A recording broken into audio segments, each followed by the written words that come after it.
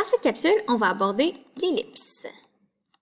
Donc, l'ellipse, qu'est-ce qui définit une ellipse? Si je fais juste une parenthèse, le cercle, on avait dit que c'était, il y a un point, une corde, puis tu fais le tour du point, puis tu obtiens tous les points de ton cercle. Dans le fond, c'est tous les points qui sont à égale distance d'un point. Pour l'ellipse, c'est un peu différent. En fait, c'est, tu imagines deux points, ici, puis ici, par exemple. Et imaginez qu'il y a une corde qui relie ces deux points. Une corde lousse comme ça ici. Qu'elle soit de même. Une corde qui garde la même distance pour chaque ellipse. Si, mettons, je tire ces cordes-là de manière à tendre la corde, ben ça va me donner quelque chose comme ça ici, mettons. Donc là, une fois la corde tendue, ça me donne un point. Ah, OK. Mais en tendant la corde, je peux aussi, dans le fond, faire le tour de ces deux points, puis ça va donner quelque chose comme une ellipse. Parce que si la corde reste de la même taille, mais que je tire comme de ce bord-là à la place, ben là, ça va me donner une ellipse comme ça. Ben, pas une ellipse, mais un point comme ça. Puis si je fais le tour, en tirant ce point-là comme ça va me donner une ellipse.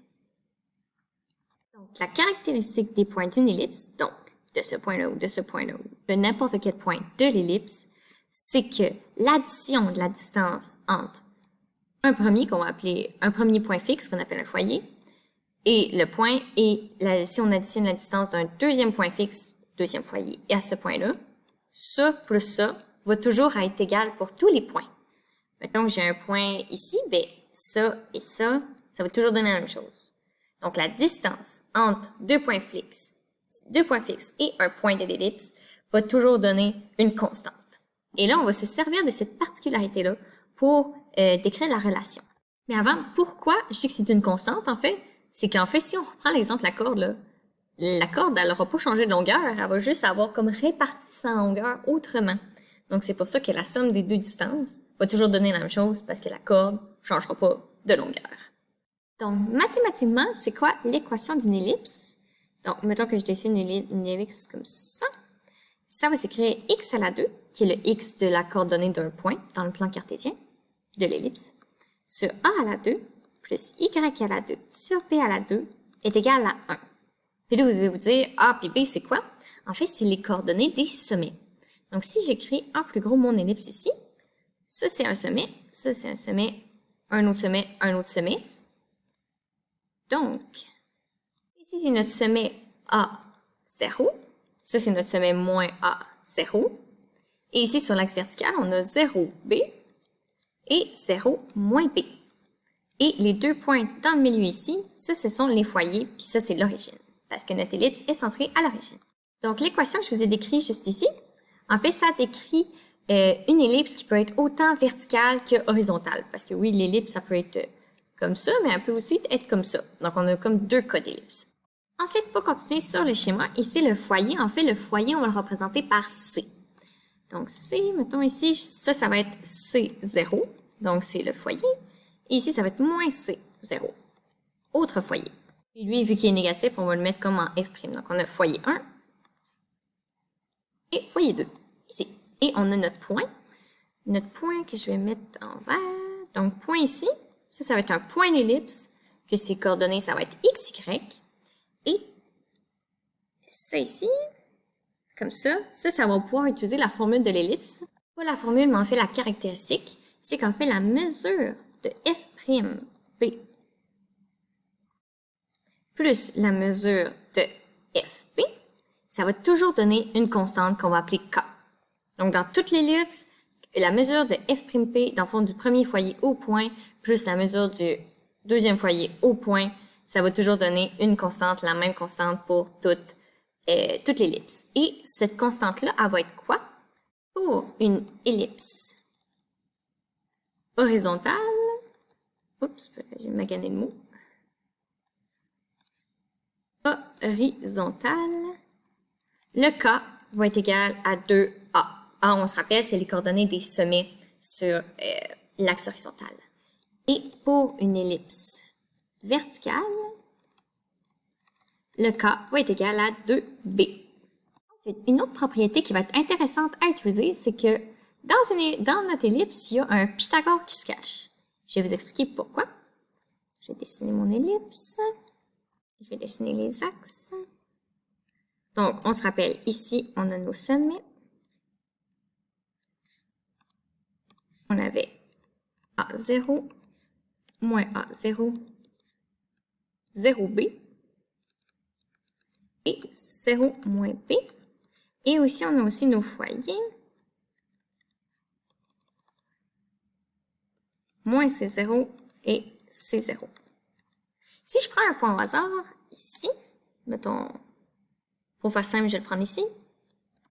Dans le fond, ma corde, elle passerait par ici comme ça, et comme ça ici. Donc là, vous remarquez, je peux comme tracer deux triangles rectangles. C'est ici, j'ai des triangles rectangles. Mes mesures correspondent à quoi? Vu que ça ici, c'est mon sommet en haut, bien, la hauteur, ça va être de B. Ici, c'est B. Ici, ça va être C. Ici, ça va être C. Puis, la longueur de ma corde ici, en fait, ça va être quoi? Bien, pour ça, il va falloir utiliser la propriété que je vous ai dit tantôt, puis que je vais vous expliquer plus en détail là. On avait dit que K était égal à 2A. Pourquoi ça, en fait? C'est parce que, si je prends, par exemple, ce point-là, pour mon deuxième exemple, mon K, en fait, deuxième exemple, parce que je prends ici mon point ici, mon K, ça va être la mesure de F jusqu'à ce point-là. Ça, c'est quoi, en fait? Ça va être tout ça moins ça, parce qu'on veut juste cette partie-là, la mesure de F au point. Tout ça, c'est quoi? C'est A. Tout ça, c'est C. Fait que A moins C va nous donner ça. Fait que là, A moins C, c'est ma première mesure, plus la deuxième mesure, qui va être en fait de F', le deuxième foyer, jusqu'à mon point. Donc, ça va être ça plus ça, vous êtes d'accord avec moi? Ça ici, c'est quoi? C'est A. Puis ça ici, c'est C. Fait que l'autre mesure, ça va être A plus C. Fait que là, si je fais l'addition, ça va faire A moins C plus A plus C. Les C vont s'annuler, puis ça va donner 2A. Donc, c'est là que ça vient, le K est égal à 2A. Puis, dans le cas d'une ellipse verticale, c'est le même principe, mais ça va être K est égal à 2B. Donc, maintenant, sachant que notre corde, c'est toujours la longueur de notre corde, dans le fond, est toujours égale à 2A, si ici, j'ai une corde de même longueur de chaque côté, dans le fond, j'ai une corde ici, ça, là, ça fait 2A. Donc, ça va faire A. Donc, ici, ça va être A, et ça va être A, parce que K est égal à 2A. Donc, A plus A, ça va faire 2A. Maintenant qu'on a toutes les composantes de notre triangle rectangle, on peut établir la règle que B à la 2 plus C à la 2 va être égal à A à la 2. Donc, si je mets ça avec des lettres en ordre, ça va me donner A à la 2 est égal à B à la 2 plus C à la 2. Ça, c'est dans une ellipse horizontale. Donc, on va pouvoir toujours utiliser cette relation-là de Pythagore, donc, qui contient, en fait, les coordonnées des sommets et du foyer. Donc, ça veut dire que s'il nous en manque un des deux, ben, on va pouvoir le trouver. S'il nous manque A puis qu'on a B, C, on peut trouver. Et inversement, tant qu'on a deux de ces données-là, on peut trouver l'autre manquante. Et pour votre information, pour une échelle une ellipse horizontale, dans le fond, je vais juste le réécrire. Ellipse horizontale, on avait A au carré est égal à B au carré plus C au carré.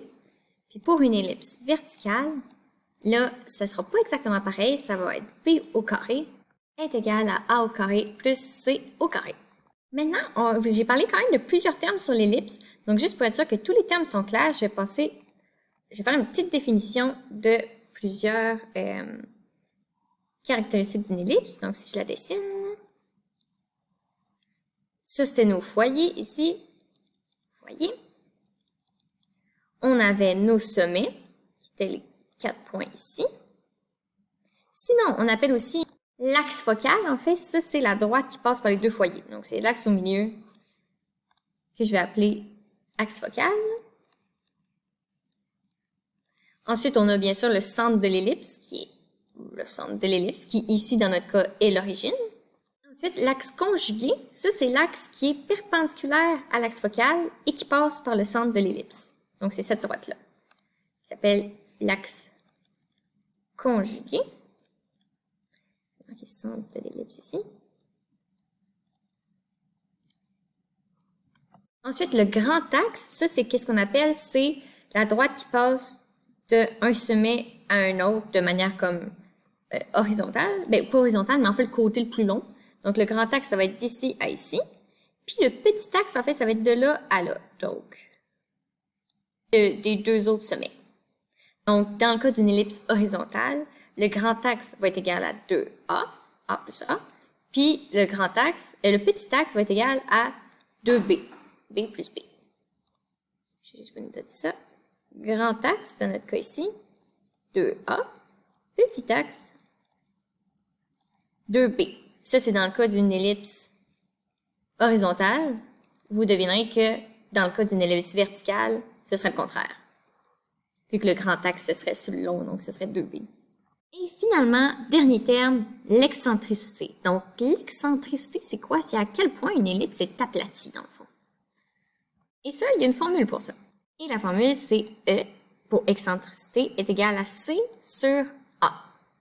Donc, l'excentricité, ça va de 0 jusqu'à 1. 0, en fait, c'est un cercle. Donc, en fait, une ellipse, c'est un cercle aplati. Donc, si le cercle n'est pas aplati tout, ça reste un cercle, donc il y a une excentricité de 0. Si, au contraire, c'est 1, en fait, c'est putain une ellipse, c'est plus comme une crêpe. C'est rendu une droite aplatie. Donc, j'aurais plus une droite. Ou une crêpe. Donc, souvent, on va se retrouver avec des chiffres entre 0 et 1. Ça ne peut pas être en dessous ni au-dessus de 1. C'est vraiment entre 0 et 1. Donc, vous l'aurez deviné, plus l'excentricité est grande, donc plus l'excentricité se rapproche de 1, plus l'ellipse est aplatie. Et dans la formule, C puis A, c'est quoi? C, en fait, c'est la coordonnée de notre foyer. Et A, c'était quoi? C'était la coordonnée de notre sommet.